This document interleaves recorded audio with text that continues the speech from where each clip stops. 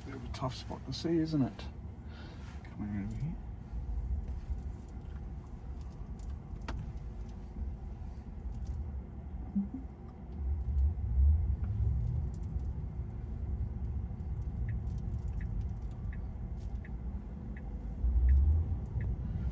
So first a roundabout with an exit. We've got a left indicator on. You can see the full visualization here for FSD. It's a little bit different to autopilot. It's just got a little bit more detail. You'll see islands and things showing up.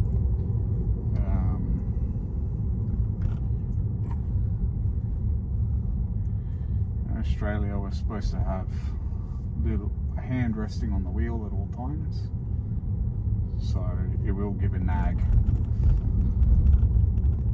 here for version 13.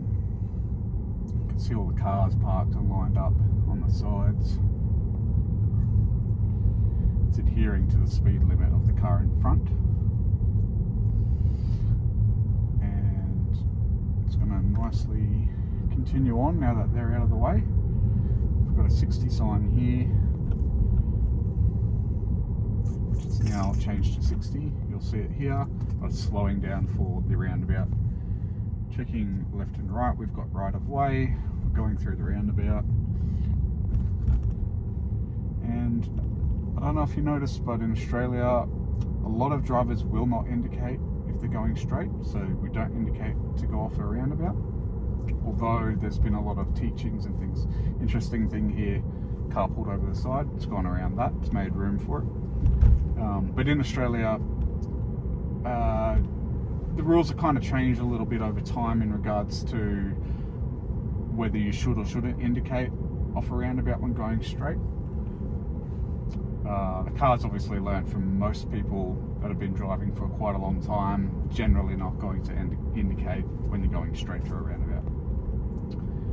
Got another Tesla on the side here.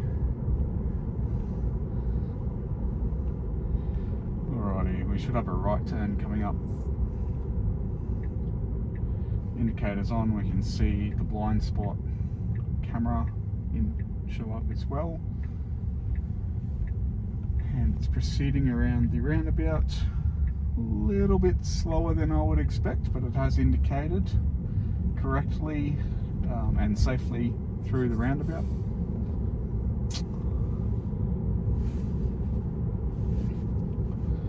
Now, this is actually the first drive that we've had in this vehicle, which is the new Model 3 2025 stalkless model.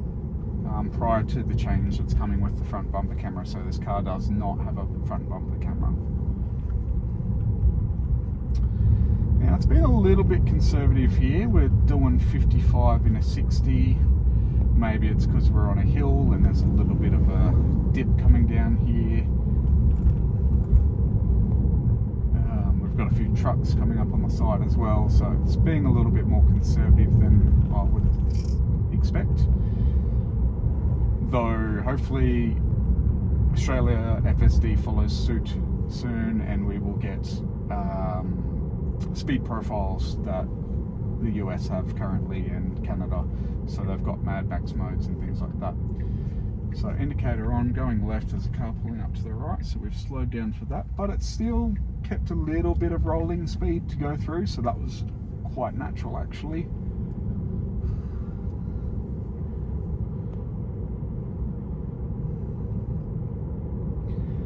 We're actually going to the Department of Transport to put some personalised plates on. So that's where we're going today. Just a short trip there. Test out the waters with FSD since we've never used it before. Pretty comfortable with autopilot and how that has been operating. You sort of knew the signs as to when to put your hand on the wheel, or when to be aware of something like a little short emergency lane would come up as a slip lane and the car would try to take it as an exit. But I suspect FSD is going to be a lot more smarter when it comes to that type of thing. We've only had autopilot since, since Tesla became a thing in Australia. We've only ever had autopilot. Now this is an interesting set up here, the car looks like it's going to lean more to the right side, following suit. There's a lot of these unmarked roads in Toowoomba where you can fit 2 cars, but for some reason they're not marked on the road. So we will probably see a lot of this where the car's deciding that it's going to go either left or right. Not sure what determines which side it picks. It's going to probably go for the right, considering that we've got a right turn coming up. It's patiently waiting for the person in front. And we've got no one beside us, so it's going to speed up a little bit. As you can see on the visualization, there was no one there, and there was no blind spot monitoring showing up on either side. Still going a little bit slower than I would like, being quite conservative. We are coming up to a school zone though, and it is 2:30 in the afternoon, so on a weekday. So it's probably not a bad thing, but we have a turn coming up as well, so it's preempting that, slowing for the zones coming up. I believe that it can see there's some school zone signs just here. Nothing ahead of us. There's a bit of a dip in the road here, so it's taken that nice and slow as well, which is pretty conservative.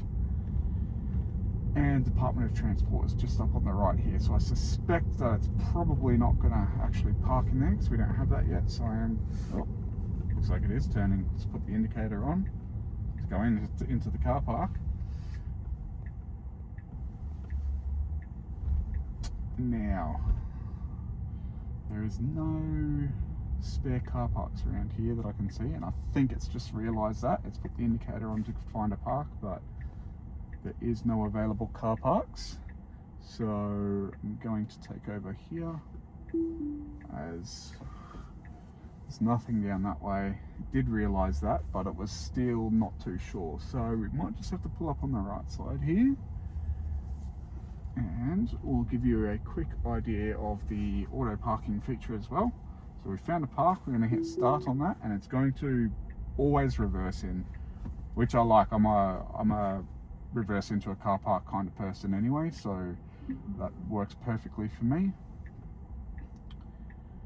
Being quite conservative, it does cut off the other lane a little bit, but to be fair, I would do that as a human driver as well. It's coming in a little bit tighter, kept some good room on the sides of us, and I think it's happy with that. So that is our first short drive on FSD in Australia.